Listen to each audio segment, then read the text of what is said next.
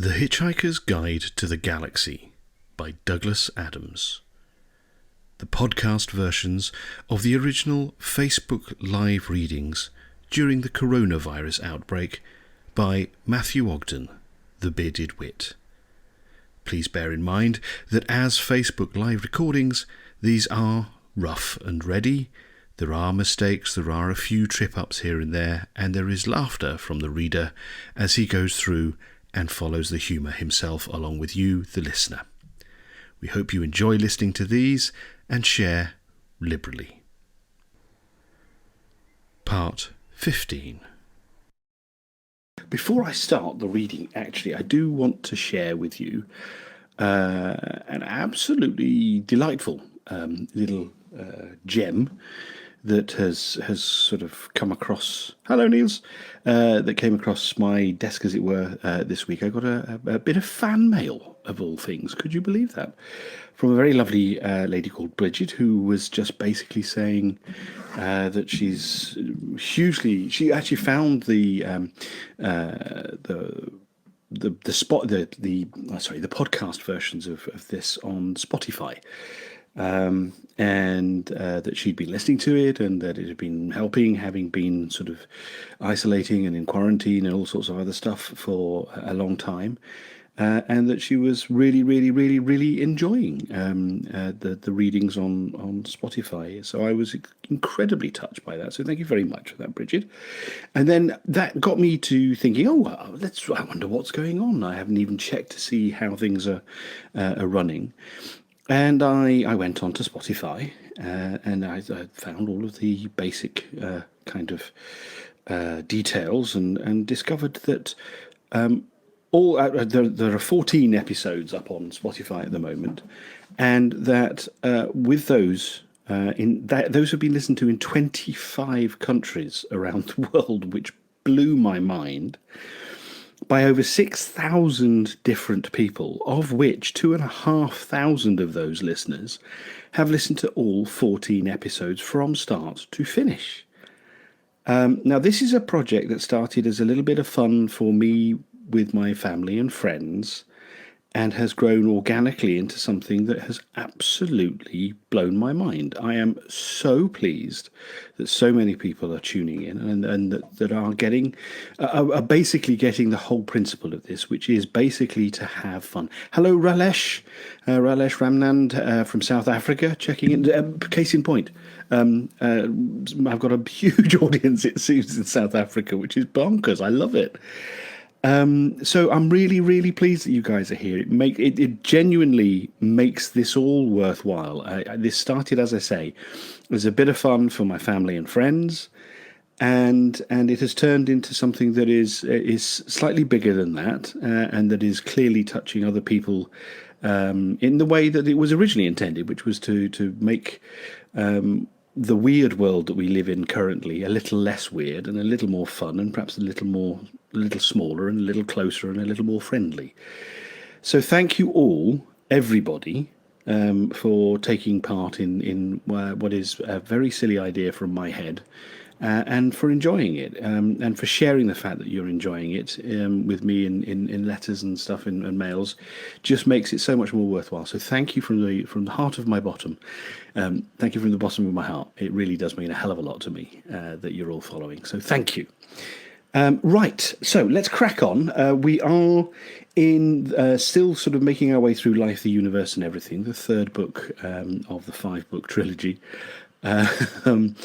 And we are about, I was just checking, we're just over halfway through, perhaps a little bit more than halfway through it. I don't think we're going to finish it this evening, so what I will do is do the reading this evening and then one next week, so we can finish off the book. If we don't finish it this evening, as I say, I don't think we will. And then we'll wrap up Life, the Universe and Everything.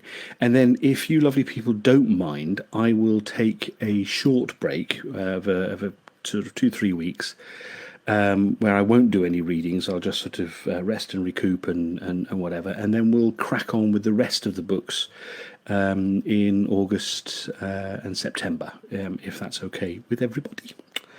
And then what I'd like you all, listeners, dear listeners, to do is once we've done all of this, if you would like me to continue, come up with some ideas of books that you'd like me to read, and I will gladly carry on doing so because I'm a glutton for punishment. But yeah, so thank you very much, everybody.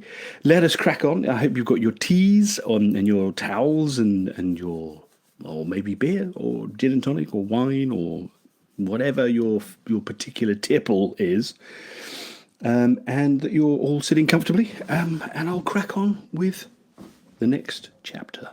So.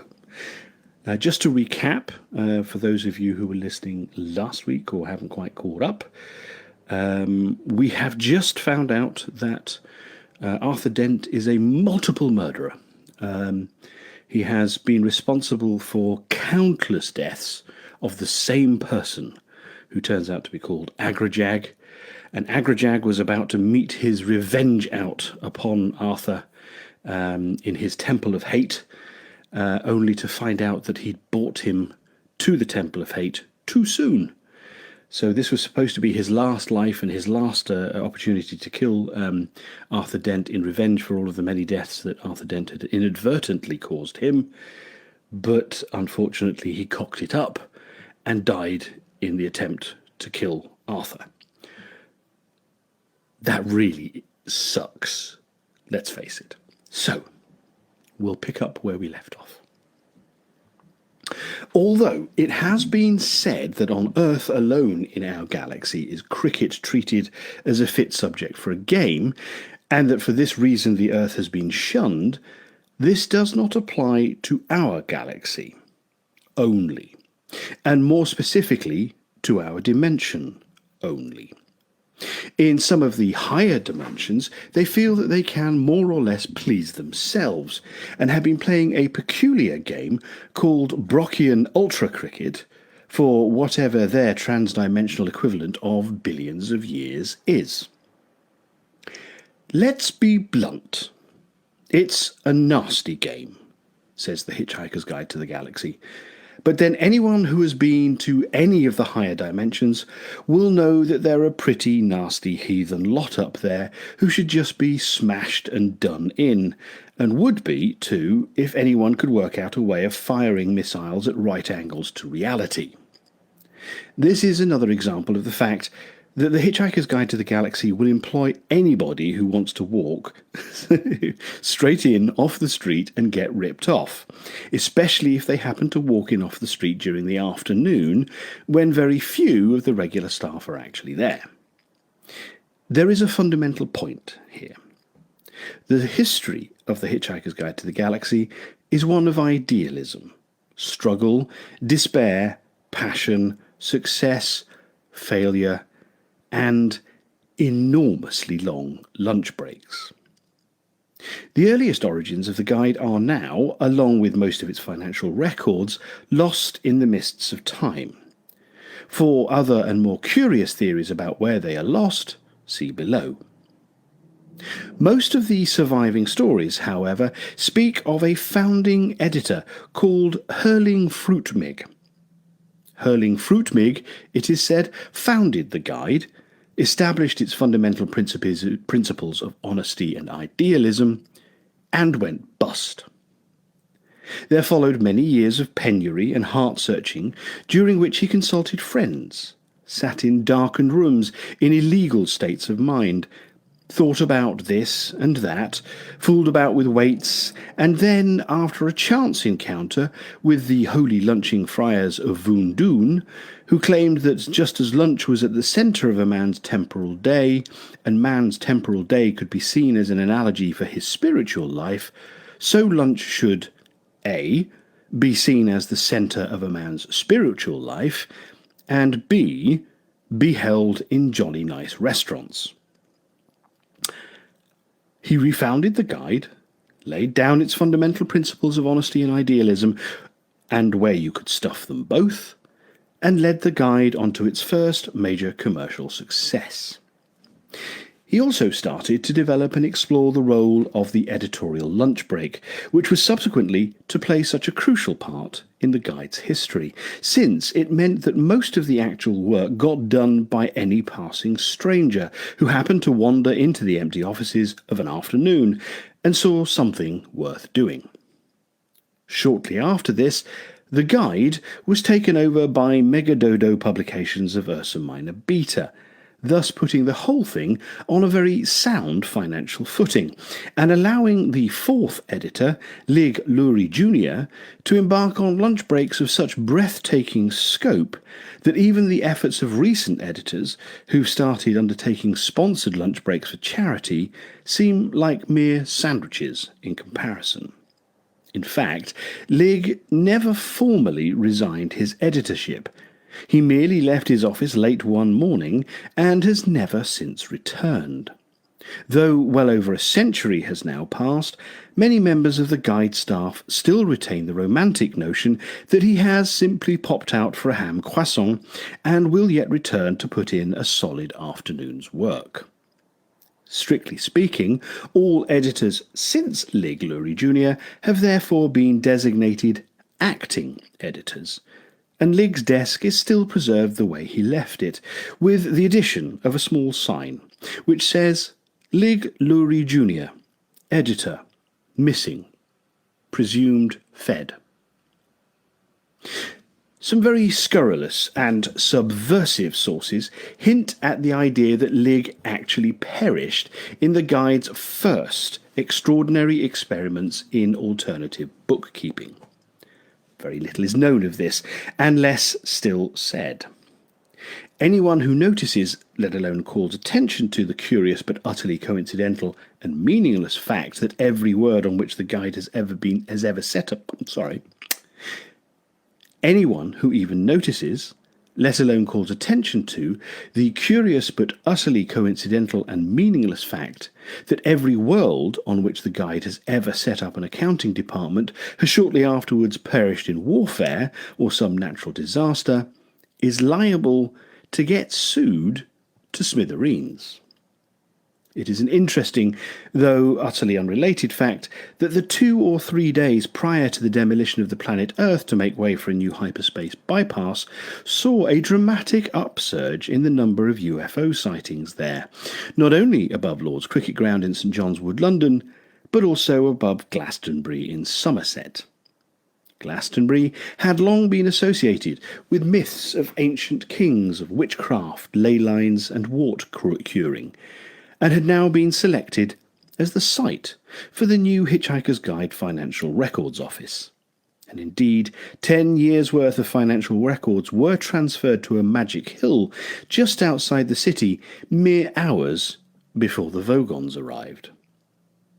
None of these facts, however strange or inexplicable, is as strange or inexplicable as the rules of the game of Brockian ultra cricket, as played in the higher dimensions. A full set of rules is so massively complicated that the only time they were all bound together in a single volume, they underwent gravitational collapse and became a black hole. A brief summary, however, is as follows. Rule 1. Grow at least 3 extra legs. You won't need them, but it keeps the crowds amused. Rule 2. Find one good Brockian ultra cricket player. Clone him off a few times. This saves an enormous amount of tedious time, selection and training. Rule 3. Put your team and the opposing team in a large field and build a high wall around them. The reason for this is that though the game is a major spectator sport, the frustration experienced by the audience at not actually being able to see what's going on leads them to imagine that it's a lot more exciting than it really is. A crowd that has just watched a rather humdrum game experiences far less life affirmation than a crowd that believes it has just missed the most dramatic event in sporting history. Rule 4. Throw lots of assorted items of sporting equipment over the wall for the players. Anything will do. Cricket bats, base cube bats, tennis guns, skis, anything, basically, that you can get a good swing with. Rule 5. The players should now lay about themselves for all they are worth with whatever they find to hand. Whenever a player scores a hit on another player, he should immediately run away and apologise from a safe distance. Apologies should be concise, sincere, and for maximum clarity and points, delivered through a megaphone. Rule 6. The winning team shall be the first team that wins. Curiously enough, the more the obsession with the game grows in the higher dimensions, the less it is actually played, since most of the competing teams are now in a state of permanent warfare with each other over the interpretation of these rules. This is all for the best, because in the long run, a good solid war is less psychologically damaging than a protracted game of Brockian ultra cricket. Tea.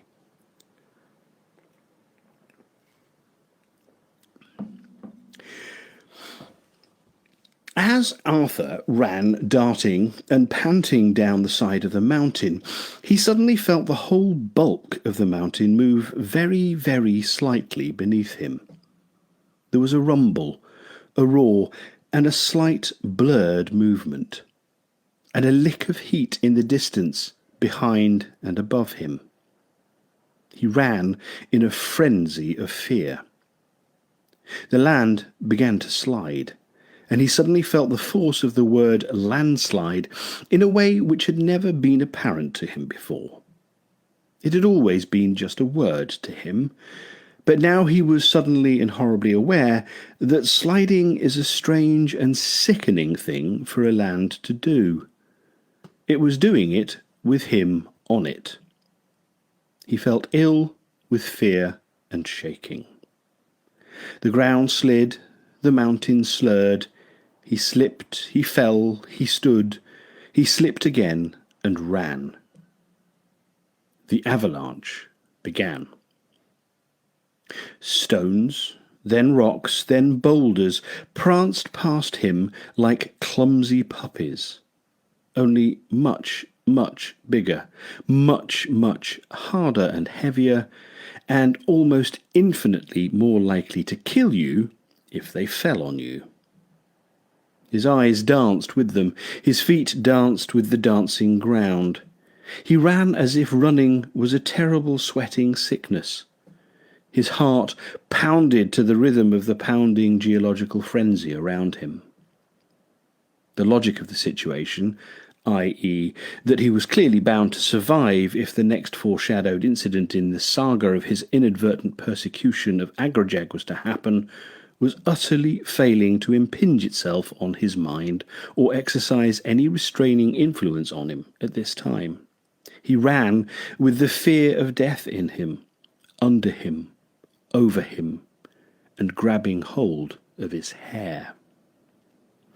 And suddenly he tripped again and was hurled forward by his considerable momentum.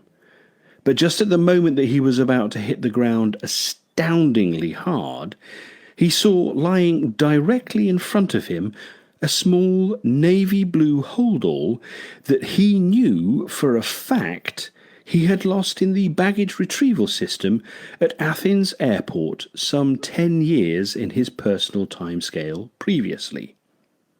And in his astonishment, he missed the ground completely and bobbed off into the air with his brain singing.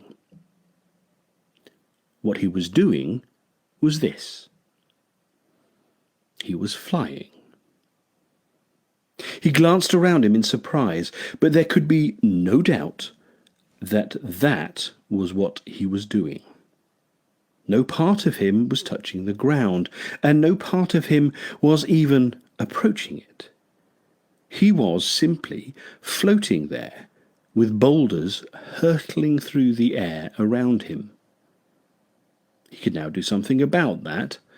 Blinking with the non-effort of it, he wafted higher into the air, and now the boulders were hurtling through the air beneath him. He looked downwards with intense curiosity. Between him and the shivering ground there were now some 30 feet of empty air. Empty, that is, if you discounted the boulders, which didn't stay in it for long, but bounded downwards in the iron grip of the law of gravity. The same law which seemed all of a sudden to have given Arthur a sabbatical. It occurred to him almost instantly, with the instinctive correctness that self-preservation instills in the mind, that he mustn't try to think about it. That if he did, the law of gravity would suddenly glance sharply in his direction and demand to know just what the hell he thought he was doing up there, and all would suddenly be lost. So he thought about tulips. It was difficult, but he did. He thought about the pleasing, firm roundness of the bottom of tulips. He thought about the interesting variety of colours they came in, and wondered what proportion of the total number of tulips that grew or had grown on the earth would be found within a radius of 1 mile of a windmill. After a while he got dangerously bored with this train of thought, felt the air slipping away beneath him, felt that he was drifting down into the paths of the bouncing boulders that he was trying so hard not to think about, so he thought about Athens airport for a bit, and that kept him usefully annoyed for about 5 minutes, at the end of which he was startled to discover that he was now floating about 200 yards above the ground. He wondered for a moment how he was going to get back down to it, but instantly shied away from that area of speculation again and tried to look at the situation steadily. He was flying. What was he going to do about it? He looked back down at the ground. He didn't look at it hard, but did his best just to give it an idle glance, as it were, in passing. There were a couple of things he couldn't help noticing. One was that the eruption of the mountain seemed now to have spent itself. There was just a crater a little way beneath the peak, presumably where the rock had caved in on top of the huge cavernous cathedral, the statue of himself, and the sadly abused figure of Agrajag. The other was his holdall, the one that he had lost at Athens airport. It was sitting pertly on a piece of clear ground, surrounded by exhausted boulders, but apparently hit by none of them. Why this should be, he could not speculate. But since this mystery was completely overshadowed by the monstrous impossibility of the bag being there in the first place, it was not a speculation he felt strong enough for anyway. The thing is, it was there, and the nasty fake leopard skin bag seemed to have disappeared, which was all to the good, if not entirely to the explicable. He was faced with the fact that he was going to have to pick the thing up. Here he was, flying along 200 yards above the surface of an alien planet, the name of which he couldn't even remember. He could not ignore the plaintive posture of this tiny piece of what used to be his life here, so many light years from the pulverized remains of his home. Furthermore, he realized, the bag, if it was still in the state in which he lost it, would contain a can which would have in it the only Greek olive oil still surviving in the universe. Slowly, carefully, inch by inch, he began to bob downwards, swinging gently from side to side like a nervous sheet of paper feeling its way towards the ground. It went well. He was feeling good. The air supported him, but let him through. 2 minutes later, he was hovering a mere 2 feet above the bag and was faced with some difficult decisions. He bobbed there lightly. He frowned, but again as lightly as he could. If he picked the bag up, could he carry it? Mightn't the extra weight just pull him straight to the ground? Mightn't the mere act of touching something on the ground suddenly discharge whatever mysterious force it was that was holding him in the air? Mightn't he be better off just being sensible at this point and stepping out of the air back onto the ground for a moment or two?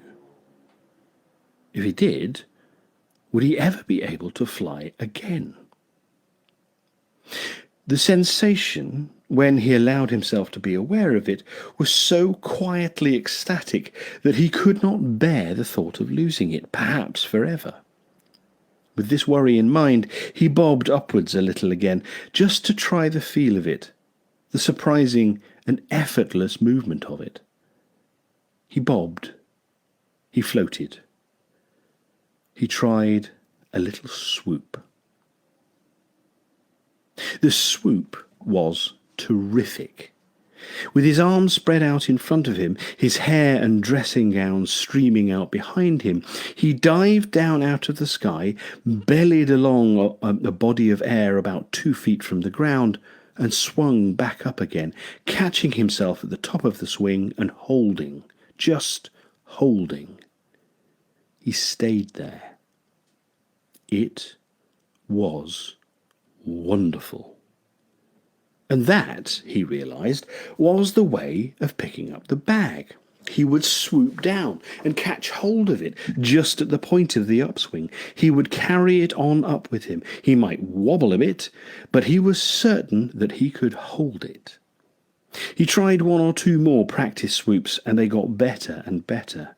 The air on his face, the bounce and woof of his body, all combined to make him feel an intoxication of the spirit that he hadn't felt since, well, as far as he could work out, since he was born. He drifted away on the breeze and surveyed the countryside, which was, he discovered, pretty nasty. It had a wasted, ravaged look. He decided not to look at it any more. He would just pick up the bag and then, well, he didn't know what he was going to do after that.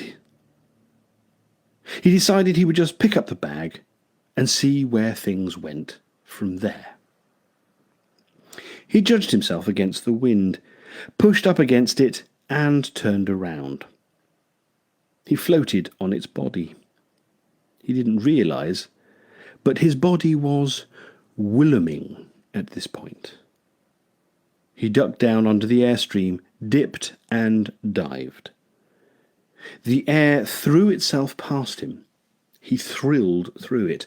The ground wobbled uncertainly, straightened its ideas out, and rose smoothly up to meet him, offering the bag, its cracked plastic handles up towards him. Halfway down, there was a sudden dangerous moment when he could no longer believe he was doing this, and therefore he very nearly wasn't. But he recovered himself in time, skimmed over the ground, slipped an arm smoothly through the handles of the bag, and began to climb back up. Couldn't make it, and all of a sudden collapsed, bruised, scratched, and shaking on the stony ground. He staggered instantly to his feet and swayed hopelessly around, swinging the bag around him in an agony of grief and disappointment. His feet suddenly were stuck heavily to the ground in the way that they had always been. His body seemed like an unwieldy sack of potatoes that reeled stumbling against the ground. His mind had all the lightness of a bag of lead. He sagged and swayed and ached with giddiness. He tried hopelessly to run, but his legs were suddenly too weak. He tripped and flopped forward. At that moment, he remembered that in the bag he was now carrying not only a can of Greek olive oil, but a duty-free allowance of Retsina. And in the pleasurable shock of that realization, he failed to notice for at least 10 seconds that he was now flying again. He whooped and cried with relief and pleasure and sheer physical delight. He swooped, he wheeled, he skidded and whirled through the air. Cheekily, he sat on an updraft and went through the contents of the hold-all. He felt the way he imagined an angel must feel doing its celebrated dance on the head of a pin whilst being counted by philosophers. He laughed with pleasure at the discovery that the bag did in fact contain the olive oil and the Retsina, as well as a pair of cracked sunglasses, some sand-filled swimming trunks, some creased postcards of Santorini, a large and unsightly towel, some interesting stones, and various scraps of paper with the addresses of people he was relieved to think he would never meet again, even if the reason why was a sad one. He dropped the stones, put on the sunglasses, and let the pieces of paper whip away in the wind. 10 minutes later, drifting idly through a cloud, he got a large and extremely disreputable cocktail party in the small of the back. More tea.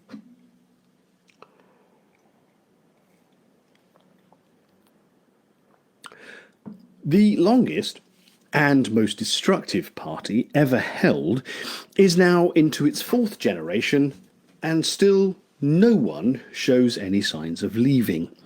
Somebody did once look at his watch, but that was 11 years ago now, and there has been no follow-up. The mess is extraordinary and has to be seen to be believed, but if you don't have any particular need to believe it, then don't go and look, because you won't enjoy it.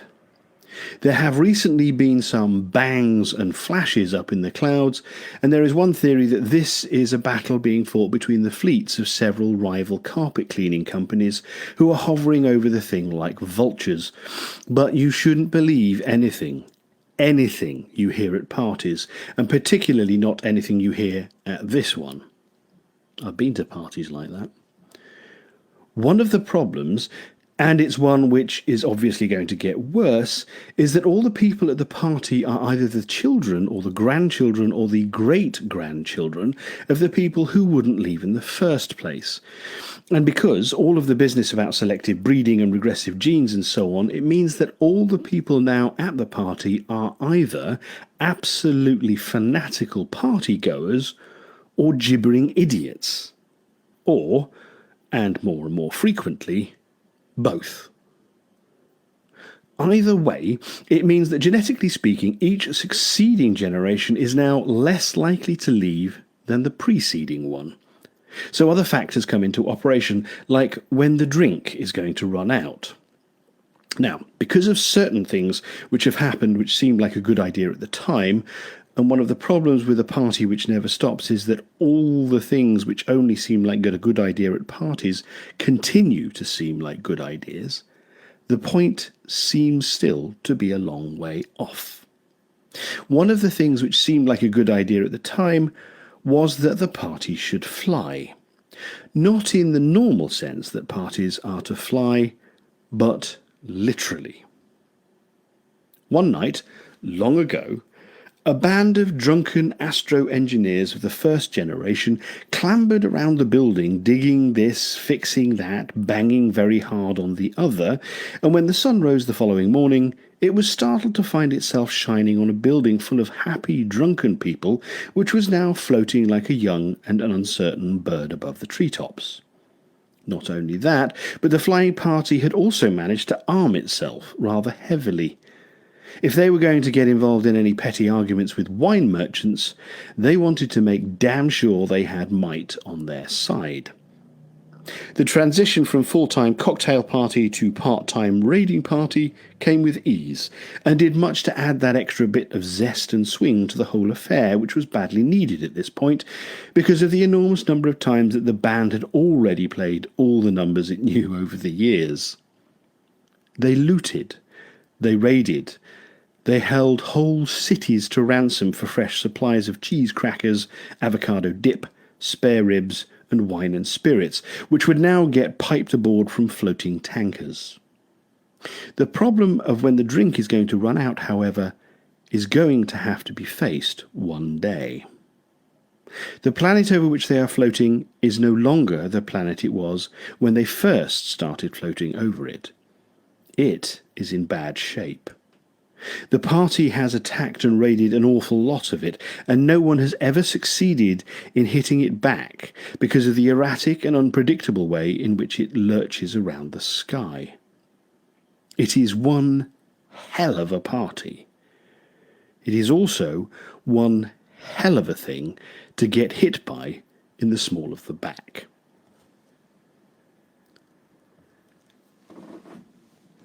Arthur lay floundering in pain on a piece of ripped and dismembered reinforced concrete, flicked at by wisps of passing cloud, and confused by the sounds of flabby merrymaking somewhere indistinctly behind him.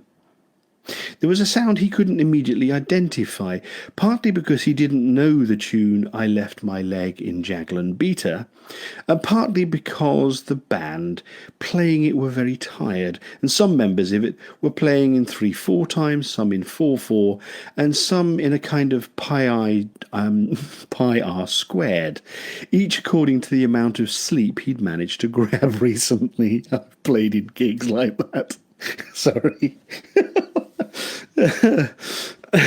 Sorry. Oh, God. He lay.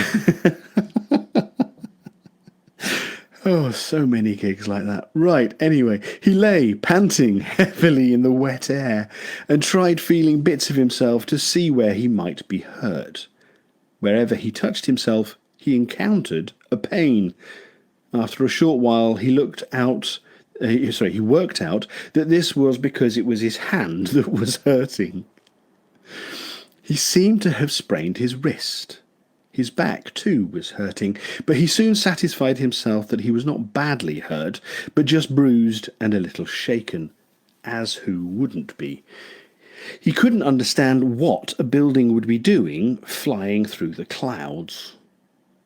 On the other hand, he would have been a little hard-pressed to come up with any convincing explanation of his own presence, so he decided that he and the building were just going to have to accept each other. He looked up from where he was lying. A wall of pale but stained stone slabs rose up behind him. The building proper. He seemed to be stretched out on some sort of a ledge or lip which extended outwards for about 3 or 4 feet all the way around. It was a hunk of the ground in which the party building had had its foundations, and which it had taken along with itself to keep itself bound together at the bottom end. Nervously he stood up, and suddenly, looking out over the edge, he felt nauseous with vertigo. He pressed himself back against the wall, wet with mist and sweat. His head was swimming freestyle, but someone in his stomach was doing the butterfly. Even though he had got up here on his own, under his own power, he could not now even bear to contemplate the hideous drop in front of him. He was not about to try his luck jumping.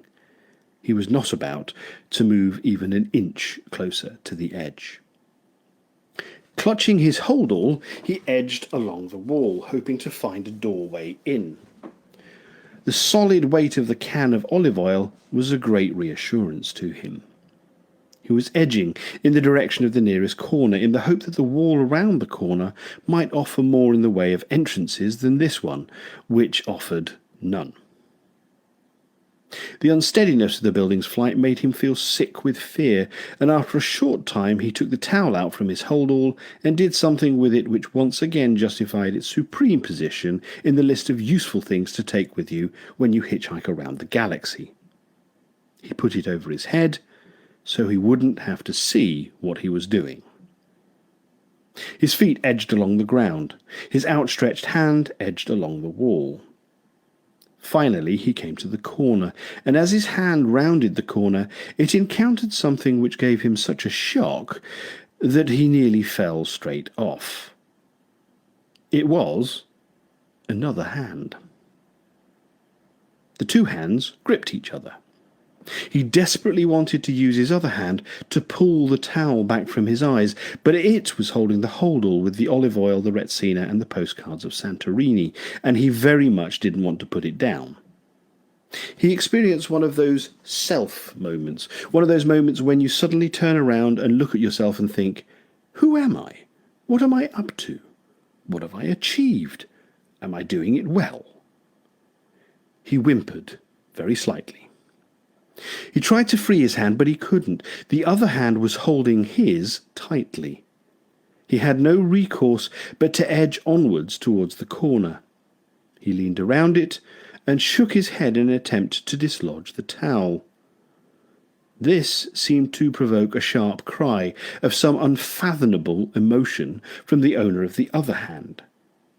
The towel was whipped from his head, and he found his eyes peering into those of Ford Prefect.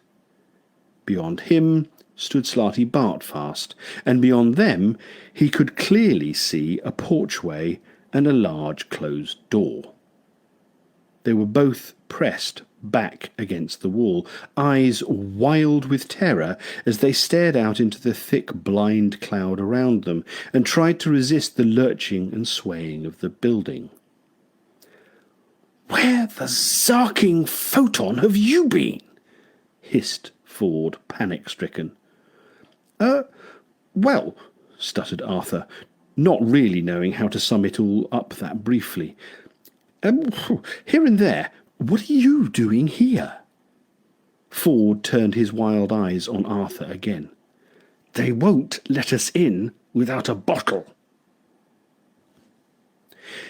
The first thing Arthur noticed as they entered into the thick of the party, apart from the noise, the suffocating heat, and the wild profusion of colours that protruded dimly through the atmosphere of heady smoke, and the carpets thick with ground glass, ash, and avocado droppings, and the small group of pterodactyl-like creatures in lurex who descended upon his cherished bottle of Retsina, squawking, "A new pleasure! A new pleasure!"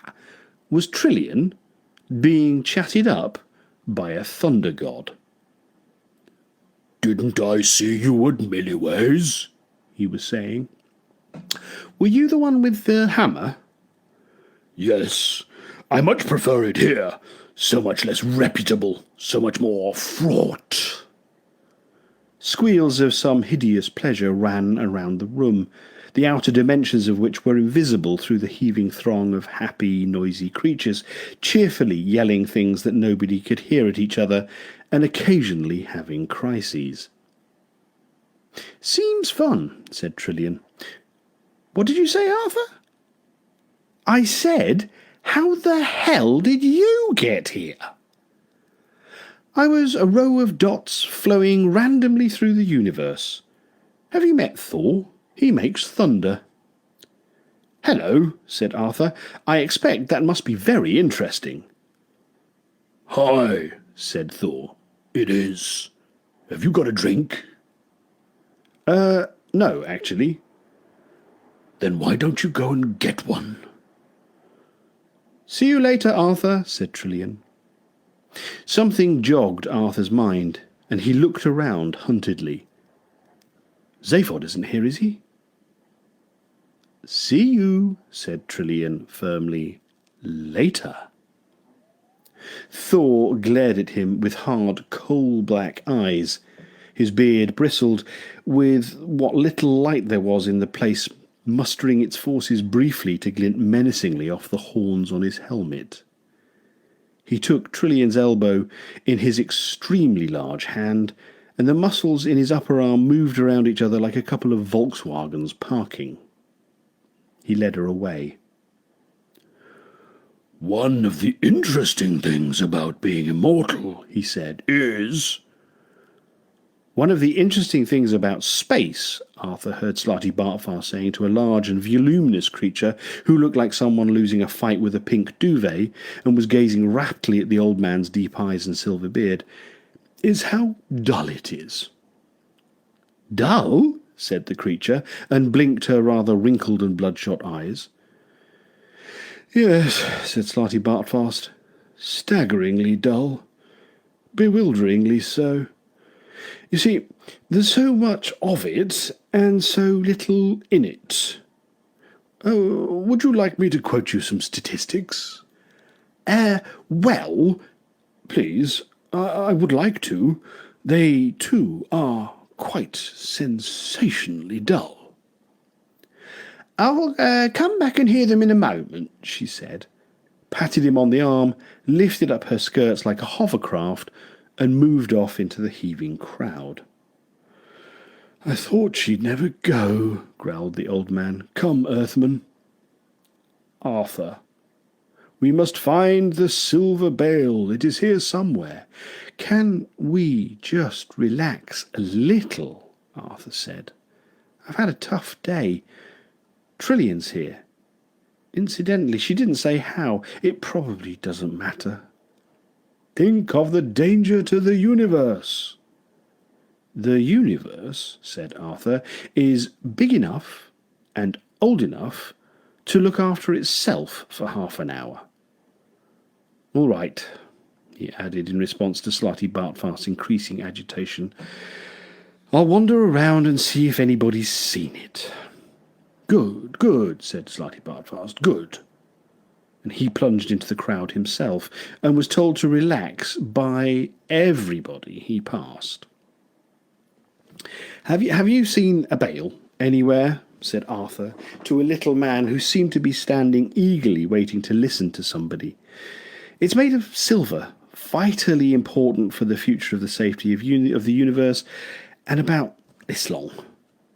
No, said the enthusiastically wizened little man, but do have a drink and tell me all about it. Ford Prefect writhed past, dancing a wild, frenetic, and not entirely unobscene dance with someone who looked as if she was wearing the Sydney Opera House on her head. He was yelling a futile conversation at her above the din. I like the hat, he bawled. What? I said, I like the hat. I'm not wearing a hat. Well, I like the head then. What?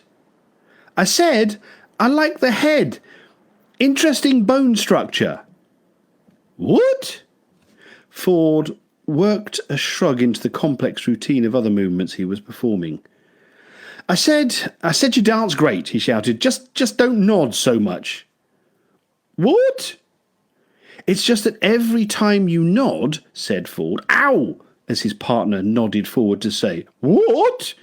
And once again pecked him sharply on the forehead with the sharp end of her swept forward skull. My planet was blown up one morning, said Arthur, who'd found himself quite unexpectedly telling the little man his life story, or at least edited highlights of it. That's why I'm dressed like this, in my dressing gown. My planet was blown up with all my clothes in it, you see. I didn't realise I'd be coming to a party. The little man nodded enthusiastically. Later, I was thrown off a spaceship, still in my dressing gown, rather than the spacesuit one would normally expect. Shortly after that, I discovered that my planet had originally been built for a bunch of mice. You can imagine how I felt about that. I was then shot at for a while and blown up. In fact, I have been blown up quite ridiculously often. Shot at, insulted, regularly disintegrated, deprived of tea, and recently I crashed into a swamp and had to spend 5 years in a damp cave. Ah, effervesced the little man. Did you have a wonderful time? Arthur started to choke violently on his drink. What a wonderfully exciting cough, said the little man, quite startled by it. Do you mind if I join you? And with that, he launched into the most extraordinary and spectacular fit of coughing, which caught Arthur so much by surprise that he started to choke violently, discovered that he was already doing it, and got thoroughly confused. Together, they performed a lung-busting duet, which went on for fully 2 minutes before Arthur managed to cough and splutter to a halt. Oh, so invigorating, said the little man, panting and wiping tears from his eyes. What an exciting life you must lead. Thank you very, very much. He shook Arthur warmly by the hand and wandered off into the crowd. Arthur shook his head in astonishment. A youngish-looking man came up to him, an aggressive-looking type with a hook mouth, a lantern nose, and small, beady little cheekbones. He was wearing black trousers, a black silk shirt open to what was presumably his navel, though Arthur had learnt never to make assumptions about the anatomies of the sort of people he tended to meet these days, and had all sorts of nasty, dangly gold things hanging around his neck. He carried something in a black bag, and clearly wanted people to notice that he didn't want them to notice it. "Hey, did I hear you say your name just now?" he said. That was one of the many things that Arthur had told the enthusiastic little man. "Yes, it's Arthur Dent." The man seemed to be dancing to some rhythm other than any of the other several ones that the band were playing grimly.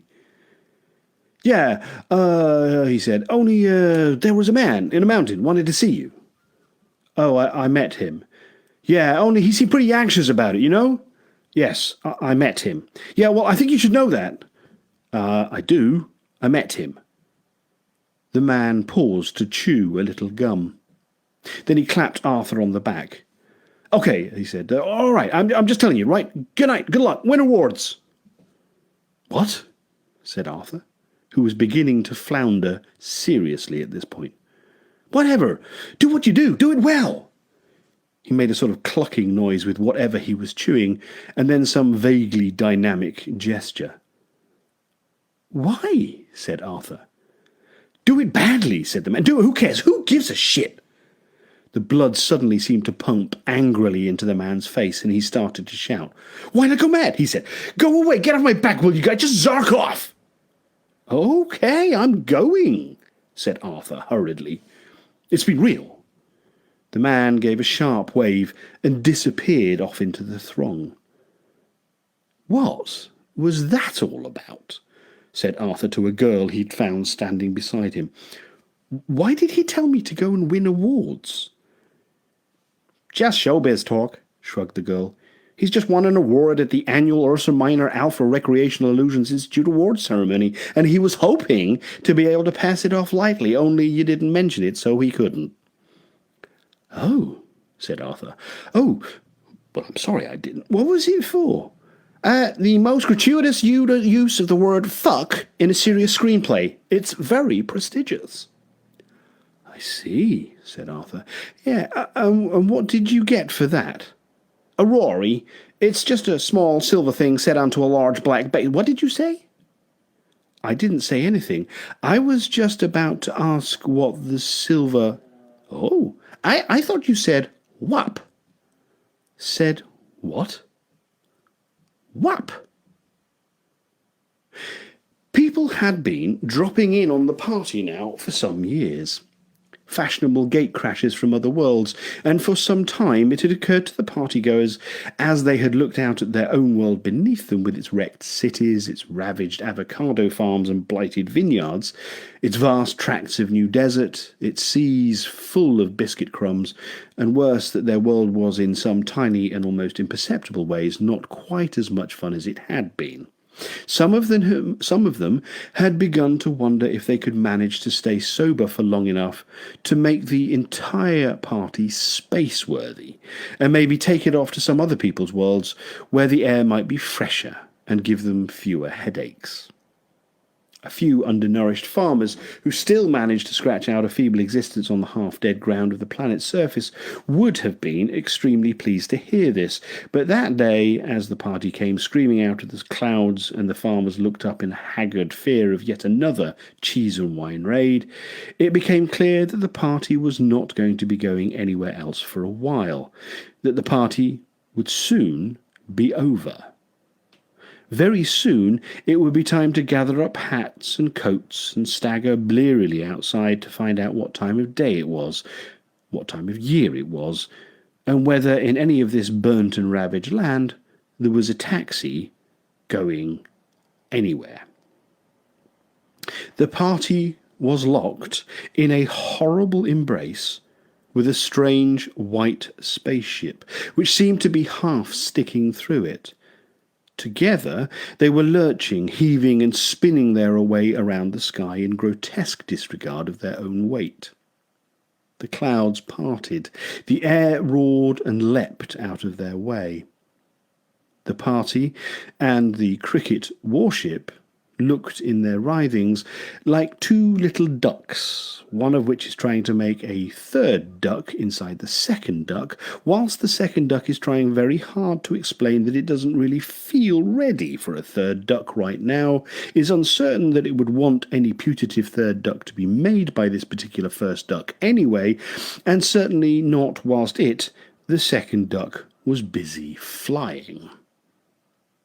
The sky sang and screamed with the rage of it all, and buffeted the ground with shock waves. And suddenly, with a foop, the cricket ship was gone. The party blundered helplessly across the sky like a man leaning against an unexpectedly opened door. It spun and wobbled on its hover jets. It tried to right itself and wronged itself instead. It staggered back across the sky again. For a while these staggerings continued, but clearly they could not continue for long. The party was now a mortally wounded party.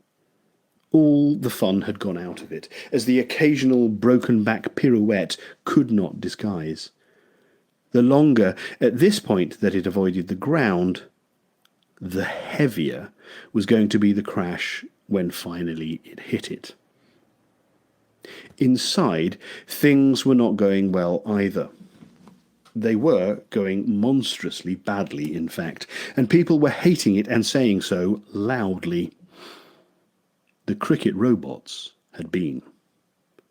They had removed the award for the most gratuitous use of the word fuck in a serious screenplay, and in its place left a scene of devastation that left Arthur feeling almost as sick as a runner-up for a Rory. "We would love to stay and help," shouted Ford, picking his way over the mangled debris, "only we're not going to." The party lurched again, provoking feverish cries and groans from amongst the smoking wreckage. "We have to go and save the universe, you see," said Ford, "and if that sounds like a pretty lame excuse, then you might be right. Either way, we're off." He suddenly came across an unopened bottle lying miraculously unbroken on the ground. "Do you mind if we take this?" he said. "You won't be needing it." He took a packet of crisps too. "Trillion!" shouted Arthur in a shocked and weakened voice. In the smoking mess he could see nothing. "Earthman, we must go," said Slarty Bartfast nervously. "Trillion!" shouted Arthur again. A moment or two later, Trillion staggered, shaking into view, supported by her new friend, the Thunder God. "The girl stays with me," said Thor. "There's a great party going on in Valhalla. We'll be flying off." "Where were you going when all this was going on?" "So where were you when all this was going on?" said Arthur. "Upstairs," said Thor. "I was weighing her. Flying's a tricky business, you see. You have to calculate wind." Excuse me. Excuse me. Gosh.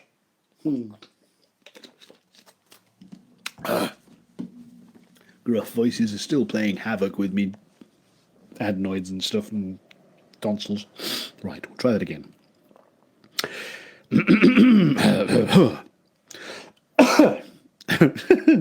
Right. "Where were you when all this was going on?" said Arthur. "Upstairs," said Thor. "I was weighing her. Flying's a tricky business, you see. You have to calculate wind." "She comes with us," said Arthur. "Hey," said Trillion. "Don't I—" "No," said Arthur. "You come with us." Thor looked at him with slowly smouldering eyes. He was making some point about godliness, and it had nothing to do with being clean. "She comes with me," he said quietly. Come, Earthman," said Slarty Bartfast, nervously picking at Arthur's sleeve. "Come on, Slarty Bartfast," said Ford, nervously picking at the old man's sleeve. Slarty Bartfast had the teleport device. The party lurched and swayed, sending everyone reeling except for Thor and except for Arthur, who stared, shaking, into the Thunder God's black eyes. Slowly, incredibly, Arthur put up what now appeared to be his tiny little fists. "Want to make something of it?" he said. I beg your minuscule pardon," roared Thor. "I said," repeated Arthur, and he could not keep the quavering out of his voice, "do you want to make something of it?" He waggled his fists ridiculously. Thor looked at him with incredulity. Then a little wisp of smoke curled upwards from his nostril. There was a tiny little flame in it, too. He gripped his belt. He expanded his chest to make it totally clear that here was the sort of man you only dared to cross if you had a team of Sherpas with you. He unhooked the shaft of his hammer from his belt. He held it up in his hands to reveal the massive iron head. He thus cleared up any possible misunderstanding that he might merely have been carrying a telegraph pole around with him. "Do I want," he said, with a hiss like a river flowing through a steel mill, "to make something of it?" "Yes," said Arthur, his voice suddenly extraordinarily strong and belligerent. He waggled his fists again, this time as if he meant it. "You want to step outside?" he snarled at Thor. Sorry, that's not Thor's voice. That's the wrong voice. "You want to step outside?" he snarled at Thor. "All right," bellowed Thor like an enraged bull, or in fact like an enraged thunder god, which is a great deal more impressive, and did so. "Good," said Arthur. "That's got rid of him. Slarty, get us out of here." "All right," shouted Ford at Arthur. "So I'm a coward. The point is, I'm still alive." They were back aboard the starship Bistromath. So was Slarty Bartfast. So was Trillian. But Harmony and Concord were not.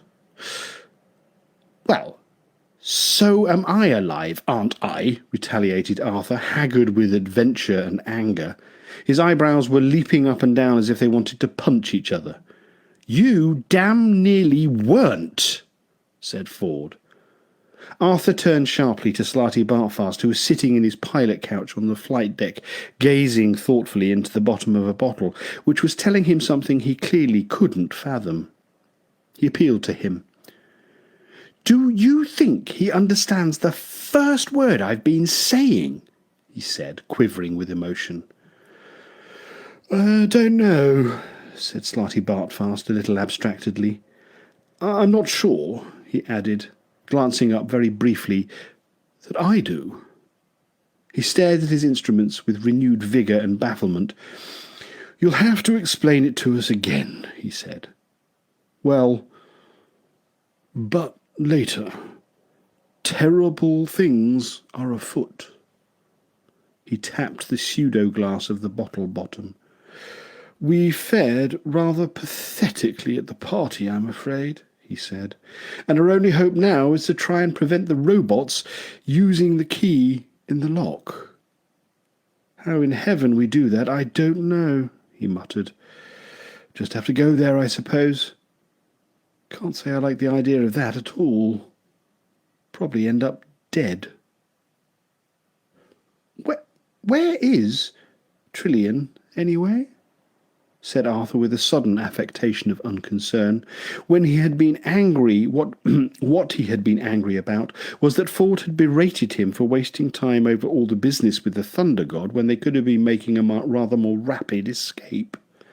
Arthur's own opinion, and he'd offered it for whatever anyone might have felt it was worth, was that he had been extraordinarily brave and resourceful. The prevailing view seemed to be that his opinion was not worth a pair of fetid dingo's kidneys.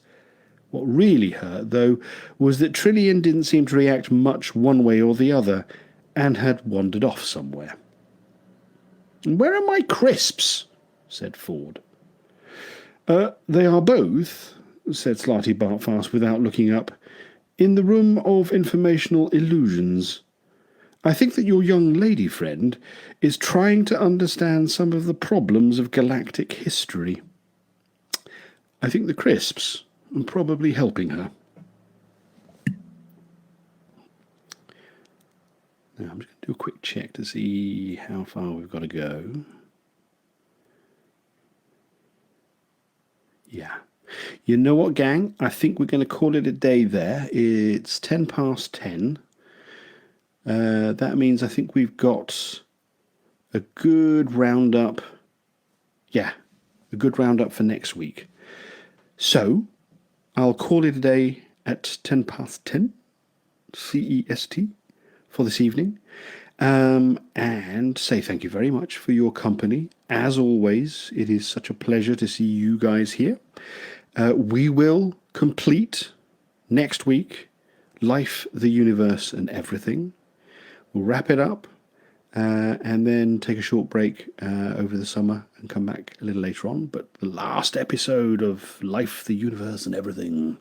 Same time, same place next week. Thank you, as always, for your time. I really appreciate it. Thanks also for the very kind messages you've sent and for the encouragement. See you next week at 9 o'clock CEST. Take care, everybody. Thanks very much for listening. Bye.